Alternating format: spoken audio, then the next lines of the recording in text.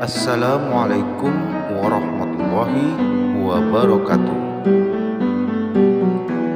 Dalam video kali ini saya akan membagikan sebuah cerita Islam tentang sejarah singkat perjalanan dakwah sahabat Nabi Muhammad SAW yang kedua, yaitu Umar bin Khattab.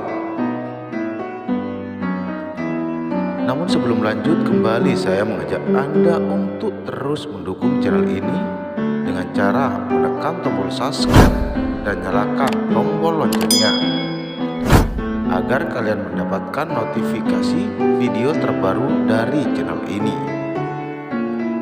Dan juga jangan lupa untuk menekan tombol like, comment, dan share video ini jika kalian merasa video ini bermanfaat, dan agar apa yang ada di channel ini juga bermanfaat bagi orang lain.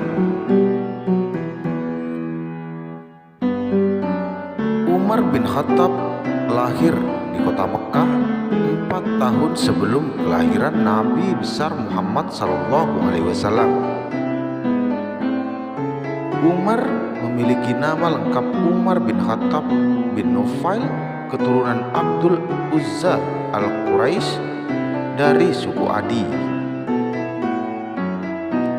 Umar bin Khattab masuk Islam pada tahun kelima setelah kenabian serta menjadi sahabat terdekat Nabi Muhammad SAW, juga menjadi khalifah setelah Abu Bakar As-Siddiq.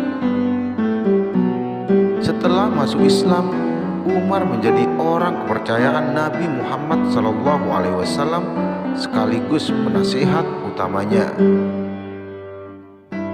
Keluasan suri tauladan Nabi Muhammad SAW mencakup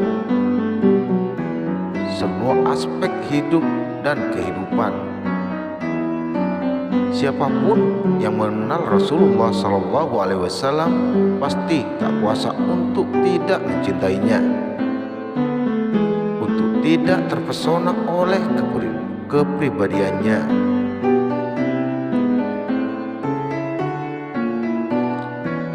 Karakter Umar bin Khattab adalah pemberani, berwatak keras, dan tidak memiliki rasa gentar, serta tutur bahasanya halus serta fasih. Dan Umar bin Khattab memiliki peran yang besar dalam sejarah umat Islam berkat perluasan wilayah di kampung kebijakan-kebijakan politiknya yang lain. Umar bin Khattab dikenal sebagai pemimpin yang sangat disayangi rakyatnya karena perhatian dan tanggung jawabnya kepada rakyat. Kebiasaannya ialah melakukan pengawasan langsung dan sendirian berkeliling kota mengawasi kehidupan rakyatnya. Ia juga dikenal sebagai sosok yang bijaksana dan jenius. Karena karakternya, itulah Umar semakin dihormati di kalangan masyarakat Arab, sehingga kaum Quraisy memberinya gelar singa padang pasir. Umar bin Khattab juga mendapat julukan Abu Faiz karena kecerdasan dan kecepatannya dalam berpikir. Ketika Abu Bakar As-Siddiq jatuh sakit dan akan menemui ajalnya, akhirnya para sahabat berdiskusi. Akhirnya para sahabat menghadap Abu Bakar dan memintanya untuk menetapkan penggantinya.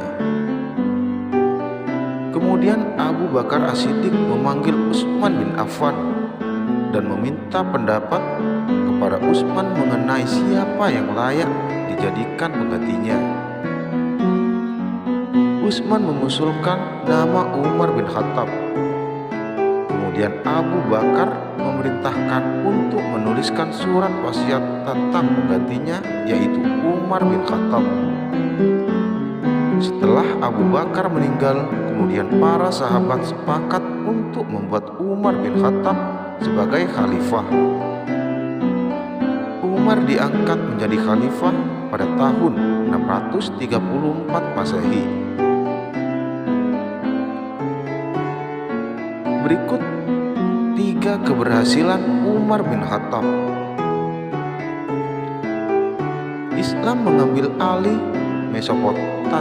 Mesopotamia dan sebagian Persia serta mengambil alih Mesir, Palestina, Syria, Afrika Utara, dan Kekaisaran Byzantium pada masa Khalifah Umar bin Khattab.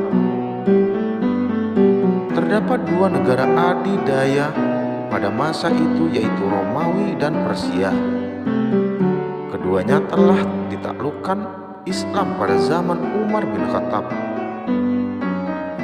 Sejarah mencatat pada pertempuran Yarmouk terjadi daerah Damaskus sekitar 20.000 pasukan Islam berhasil mengalahkan pasukan Romawi yang mencapai 70.000 dan mengakhiri kekuasaan Romawi di Asia Kecil bagian selatan.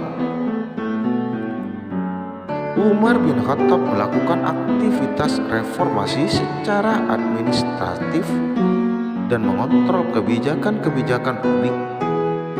Ia juga menyelenggarakan sensus di seluruh wilayah kekuasaan Islam dan pada tahun 638 Umar memperluas dan merenovasi Masjidil Haram di Mekah dan Masjid Nabawi di Madinah serta memulai proses kodifikasi hukum Islam.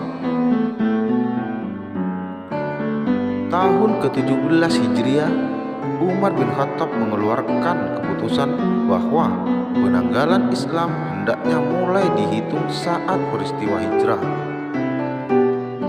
Beberapa perkembangan peradaban Islam pada masa Umar bin Khattab antara lain bidang politik, ilmu pengetahuan, seni bidang sosial, dan agama. Yang pertama, bidang politik. Kondisi politik pada masa pemerintahan Umar bin Khattab adalah keadaan stabil. Perluasan wilayah pada masa ini juga cukup berhasil. Perluasan penyiaran Islam ke Persia sudah dimulai oleh Khalid bin Walid pada masa Khalifah Abu Bakar yang dilanjutkan oleh Umar. Administrasi pemerintahan diatur menjadi 8 wilayah, yaitu Mekah, Madinah, Syria, Basrah, Kufah, Palestina, dan Mesir. Pada pemerintahan Umar mulai dirintis tata cara menata struktur pemerintahan yang bercorak desentralisasi. Pada masa pemerintahannya, Umar bin Khattab membentuk lembaga pengadilan dan menunjuk beberapa hakim yang memiliki integritas dan kepribadian yang baik, antara Zaid bin Sabit sebagai Qadhi Madinah, Ka'bah ibn Sur al-Azdi sebagai Qadhi Basrah, Ubadah ibn Sahmit sebagai Qadhi Palestina, Abdullah ibn Mas'ud sebagai Qadhi Kufah. Masa pemerintahan Umar bin Khattab juga mendirikan lembaga pembinaan hukum Islam dalam membentuk badan kemiliteran. Wilayah Islam bertambah luas. Kemudian Umar bin Khattab mengadakan penyusunan pemerintahan dan peraturan yang tidak bertentangan dengan Islam.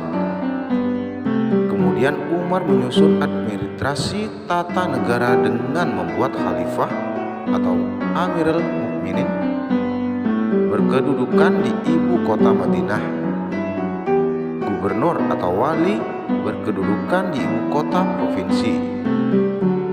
Tugas pokok pejabat mulai dari khalifah, wali serta bawahannya bertanggung jawab atas maju atau kemunduran agama Islam dan negara. Guna menertibkan jalannya administrasi pemerintahan, Umar juga membentuk Dewan Negara untuk mengatur dan menyimpan uang serta mengatur perekonomian negara, termasuk mencetak uang negara. Yang kedua, bidang ekonomi. Umar bin Khattab mengatur administrasi negara dengan mencontoh negara Persia.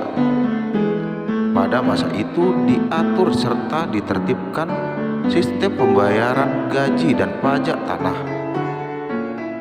Pengadilan didirikan dengan tujuan memisahkan antara lembaga yudikatif dan eksekutif pada masa ini. Jabatan kepolisian juga dibentuk. Umar bin Khattab juga mendirikan Baitul Mal dan membuat tahun Hijriah serta menghapus zakat bagi mu'alaf. Yang ketiga, bidang pengetahuan. Pada masa pemerintahan Umar bin Khattab, sahabat-sahabat yang berpengaruh tidak diperbolehkan keluar dari daerah kecuali atas izin Umar dan dalam batas waktu tertentu. Dengan meluasnya wilayah Islam hingga Jazirah Arab, kemudian Umar bin Khattab memerintahkan para panglima perang apabila mereka berhasil menguasai suatu kota, hendaknya mereka mendirikan masjid sebagai tempat ibadah dan pusat pendidikan. Umar bin Khattab melakukan penyuluhan pendidikan di kota Madinah dan menjadikan masjid, pasar, serta mengangkat guru-guru untuk di tiap-tiap daerah untuk ditugaskan mengajarkan isi Al-Quran dan menyebarkan ajaran Islam seperti fikih kepada penduduk yang baru masuk Islam. Pada masa pemerintahan ini pula kekuasaan Islam semakin luas dan terjadi mobilitas para menimba ilmu dari daerah-daerah yang jauh dari Madinah.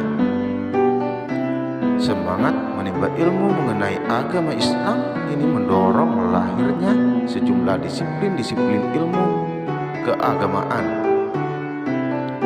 Oleh sebab itu, pada masa pemerintahan Umar bin Khattab, pendidikan maju dan negara dalam keadaan stabil.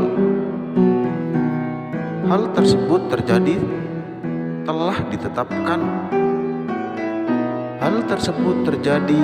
setelah ditetapkannya masjid sebagai pusat pendidikan dan telah terbentuk pusat-pusat pendidikan Islam di berbagai kota dengan materi yang dikembangkan baik dari bidang bahasa, penulisan maupun ilmu-ilmu lain.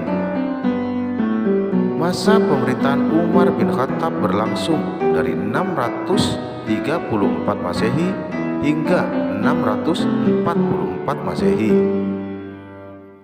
Selama menjadi pemimpin, Umar memanfaatkan pemerintahannya untuk menyebarkan ajaran Islam dan memperluas kekuasaan ke seluruh semenanjung Arab.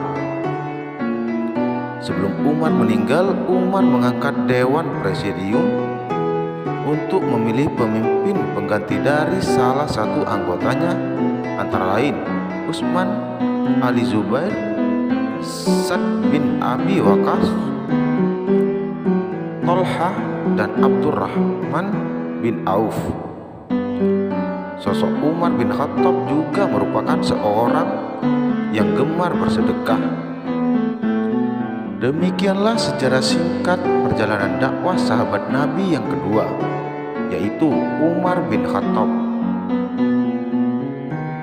Dalam video selanjutnya, saya akan membagikan sebuah cerita kisah sahabat Nabi yang bernama Utsman bin Affan. Sekian dulu untuk video kali ini. Semoga video ini bermanfaat bagi kita semua. Amin amin ya rabbal alamin. Akhirul kalam. Assalamualaikum warahmatullahi wabarakatuh.